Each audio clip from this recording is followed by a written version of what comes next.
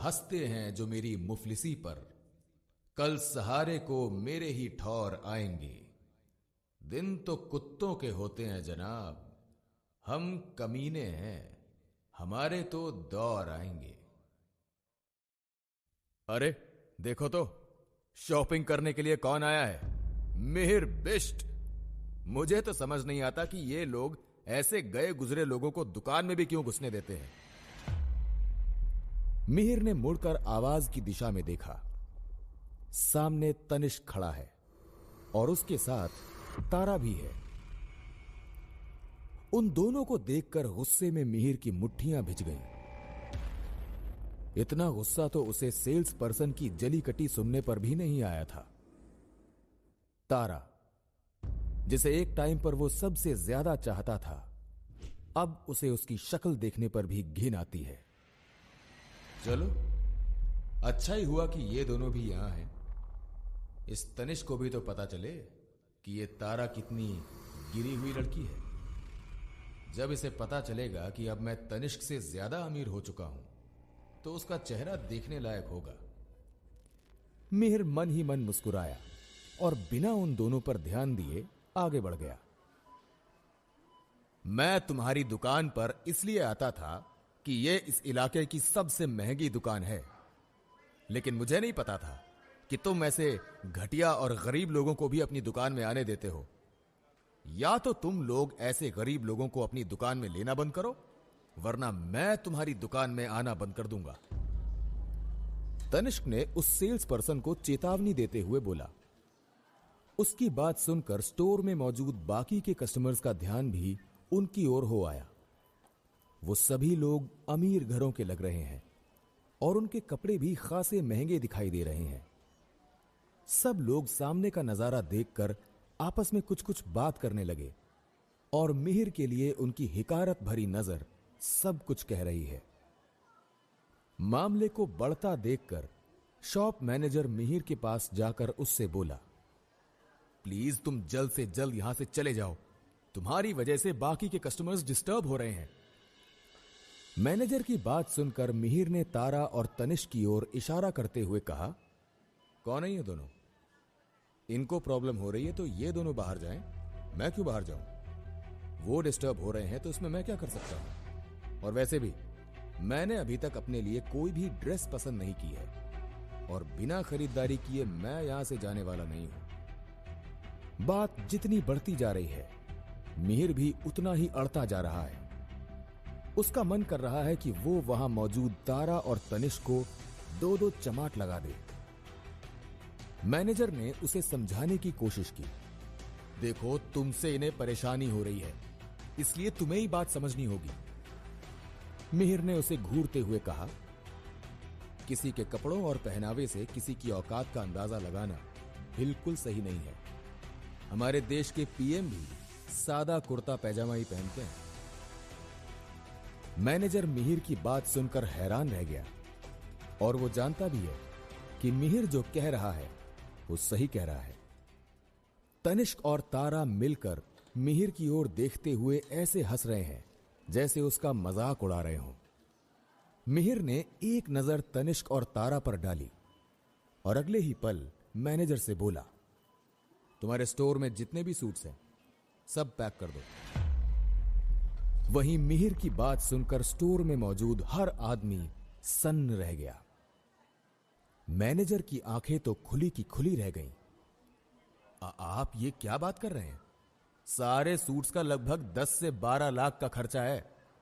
हां, मैं जानता हूं, मैंने जो कहा है वो कीजिए। मिहिर ने मैनेजर से कहा। यह सुनते ही तनिष्क ठठाकर हंस पड़ा। मिहिर भाई, भंगार बेचने से इतने पैसे मिलते हैं क्या?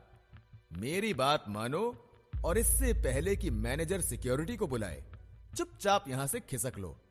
ये फुटपाथ पर लगने वाले कपड़े नहीं हैं कि इतने सारे एक साथ में खरीद लो। उसे भरोसा ही नहीं हो पा रहा है कि भंगार बेचने वाला ये लड़का आज अमीर होने का दिखावा कर रहा है। तनिष्क की बात सुनकर मिहिर ने एक उड़ती नजर उस पर डाली और उसकी नजर तारा पर जाकर ठहर गई। जो होठों पर तंजिया मुस्कान लिए उसे ही देख रही है। उसे खुद पर यूं हंसते देखकर मिहिर के तन बदन में आग लग गई। तुम मजाक कर रहे हो क्या? मैनेजर ने अविश्वास के साथ मिहिर को घूरा। अरे उससे क्या पूछ रहे हो मैनेजर साहब? ये लड़का हमारे कॉलेज में पढ़ता है और कबाड़ी का काम करता है। आपको लगता है कि ये कबाड़ी वाले के पास इतना पैसा होगा? मुझे लगता है कि आपको सिक्योरिटी वालों को बुला ही लेना चाहिए। तनिष्क ने हंसते हुए मैनेजर से कहा, सर मुझे लगता है कि आपको जाना चाहिए। आपके कारण हमारे दूसरे कस्टमर्स को परेशानियां हो रही हैं।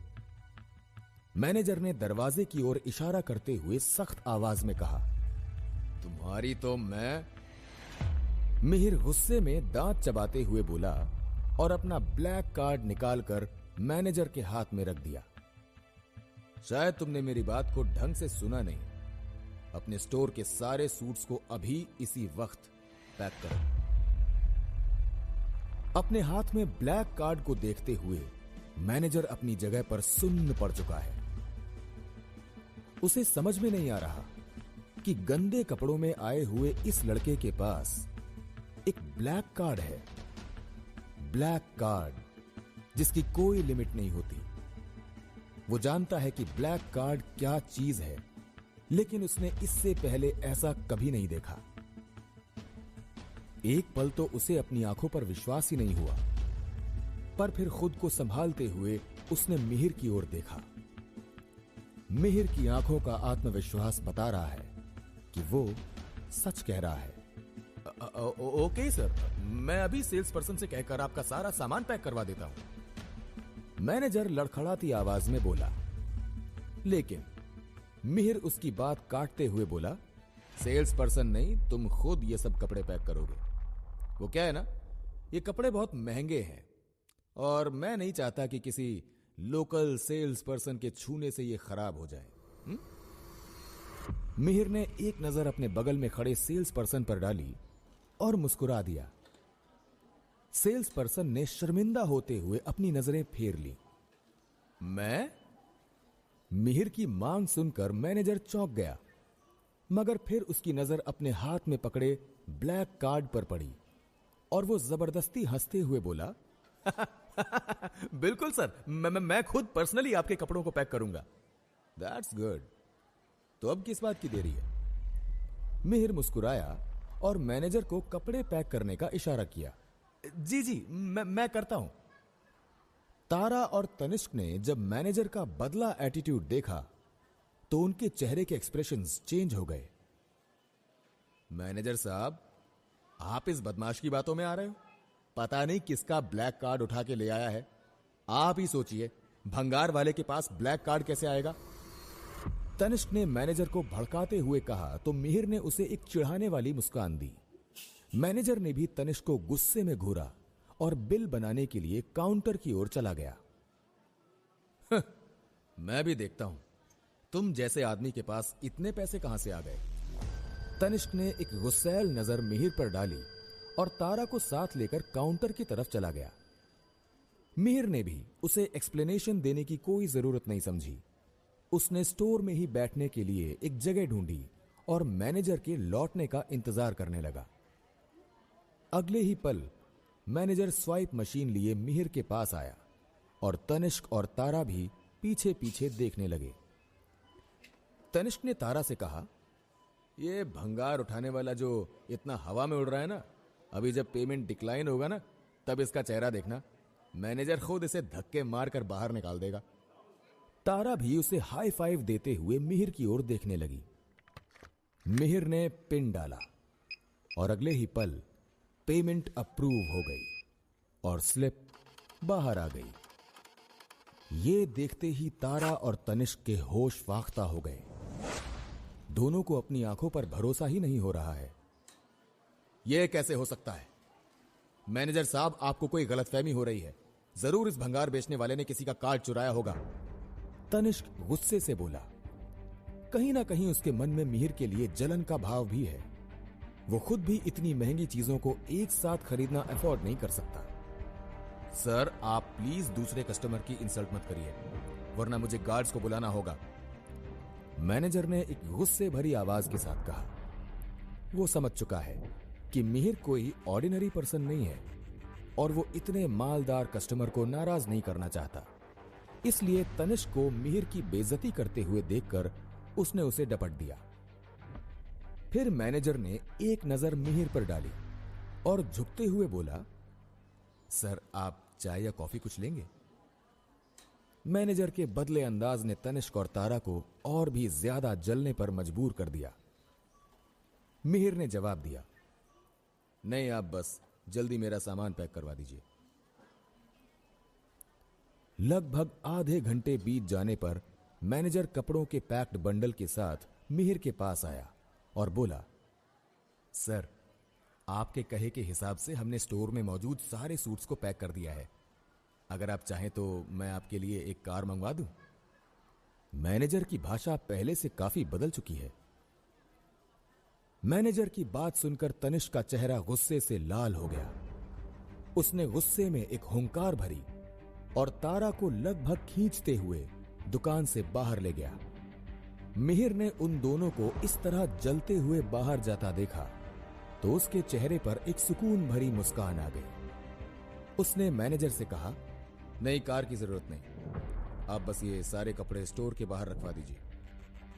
लेकिन तनिष्क को अभी भी यकीन नहीं हो रहा था कि मिहिर ये सब कैसे कर सकता है। इसलिए वो बाहर खड़ा होकर अभी भी मिहिर को ही देख रहा होता है। यार टशन दिखाने के लिए इतना सारा सामान खरीद तो लिया, लेकिन इन सब का मैं करूंगा क्या? मिहिर ने शॉपिंग बैग की ओर देखकर एक गहरी आह भरी। उसने स्टोर में तारा और तनिष्क को सबक सिखाने के लिए यह सब खरीद तो लिया, लेकिन अब मैनेजर के टैक्सी बुलाने के आइडिया को मना करते हुए उसने अपने दोस्तों को कॉल करके मॉल में बुला लिया। कुछ ही देर में उसके 3 दोस्त उसके सामने हैं। उसके दोस्त मिहिर के साथ इतना ज्यादा सामान देखकर हैरान हो गए। ये क्या है भाई, तूने पूरी दुकान खरीद ली क्या? मिहिर कुछ बोल पाता उससे पहले ही, भाई अब ये मत बोलना कि बिल देने के लिए तेरे पास पैसे पूरे नहीं है इसलिए बुलाया है। कार्तिक ने मजाक करते हुए मिहिर को बोला, भाई पैसे तो हमारे पास भी नहीं है। विवान और अचल एक साथ बोले। विवान, कार्तिक और अचल मिहिर के सबसे अच्छे दोस्त हैं और मिहिर के बुरे दिनों में इन तीनों ने उसकी बहुत मदद की है। यहां तक कि जब मिहिर तारा के साथ रिलेशनशिप में था तो उसके खाने पीने का सारा खर्चा उसके दोस्त ही उठाते थे ताकि वो अपनी सेविंग्स को तारा पर खर्च कर सके। तुम लोगों को पैसे की चिंता करने की जरूरत नहीं है, मिहिर मुस्कुराते हुए बोला। एक्चुअली मुझे तुम्हें कुछ बताना है। कल रात मैं नशे की हालत में एक कैसीनो गया था एंड गेस व्हाट, मेरी वहां लॉटरी लग गई। मिहिर अभी उन तीनों को अपने अमीर होने की बात नहीं बताना चाहता था। उसे डर है कि उसे बड़ा आदमी समझकर उसके दोस्त उससे कटने ना लगे, इसलिए उसने बहाना बनाया। वो किसी भी कीमत पर अपने दोस्तों से अलग नहीं होना चाहता है। कितने की? तीनों लड़कों ने एक साथ पूछा। 20 लाख। 20 लाख? तीनों एक साथ बोले और उनके मुंह खुले के खुले रह गए। वाह बेटे, लॉटरी लगी कल रात को और बता अब रहा है? भाई पहले बता देते तो अपन भी तेरे साथ पी कर टुन्न होते। कार्तिक मिहिर पर तंज कसते हुए बोला, माफ कर दे यार, वैसे भी कल मैं नशे में था, लेकिन मैंने तुम सब के लिए कपड़े खरीदे हैं। उम्मीद है कि तुम्हें पसंद आएंगे। भाई ये किस किस के लिए है? ये तो पूरी दुकान है, दुकान। विवान शॉपिंग बैग्स को देखता हुआ बोला। मिहिर ने कहा, तुम लोग एक काम करो ना, जो जो तुम्हारे साइज के हैं वो रख लो, बाकी जरूरतमंद लोगों में बांट देंगे। मिहिर की बात सुनते ही सामने खड़े तारा और तनिष्क के मुंह हैरानी से खुले रह गए। अचल ने कहा, ये तो ठीक है बांट देंगे, लेकिन तूने इतने सारे कपड़े खरीदे क्यों? सामने तनिष्क की ओर देखते हुए मिहिर ने कहा, यार कुछ लोगों को सीधी बात समझ में नहीं आती, उन्हें सबक सिखाना पड़ता है। तनिष्क ये सुनते ही मुंह बनाने लगा। तभी सामने से एक सिक्योरिटी गार्ड को आता हुआ देखकर मिहिर ने उसे आवाज लगाई। आपको कौन से साइज के कपड़े आते हैं? यह सुनकर सिक्योरिटी गार्ड हक्का बक्का रह गया। मिहिर ने उसके कंधे पर हाथ रखते हुए कहा, हैरान मत होइए, इन कपड़ों में से जो आपको आते हैं अपना साइज निकाल लीजिए। वो आदमी खुशी खुशी अपने साइज के कपड़े लेकर मिहिर को दुआएं देता हुआ वहां से चला गया। ये देखकर तारा भी हैरान रह गई। इसी तरह मिहिर और उसके दोस्तों ने सारे कपड़े उठाए और जाते हुए वर्कर्स को बांटने लगे। ये देखकर तनिष्क ने तारा से कहा, कुछ तो गड़बड़ है तारा, इस भंगार के पास इतने पैसे आखिर आए कहां से? ये तो पता लगाना ही होगा। तो क्या होगा कहानी में आगे? आखिर क्या तनिष्क और तारा जान पाएंगे मिहिर की असलियत? क्या होगा तारा का हाल जब उसे पता चलेगा कि मिहिर खुद एक रईसजादा है? आखिर अब आगे क्या करेगा मिहिर? जानने के लिए सुनते रहिए हमारे साथ रईसजादा, सिर्फ